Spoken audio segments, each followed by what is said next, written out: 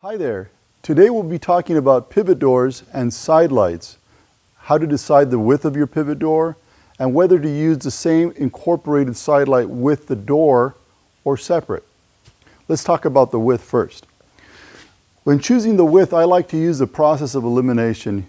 Here we have the luxury of seeing the end result before the deciding process, so let's use that. The overall width of this unit is about 6 feet wide.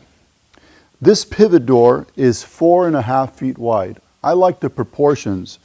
They're balanced. There's enough side light so that it doesn't look like it was compressed to an uncomfortable size, and the pivot door is very clearly a pivot door.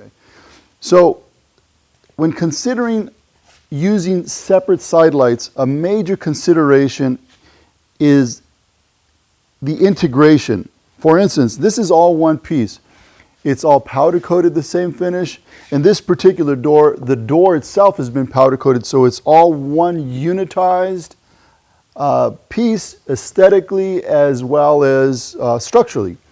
This particular door has one side light. However, two side lights can be made, or even a transom, so that the door is centered within all glass.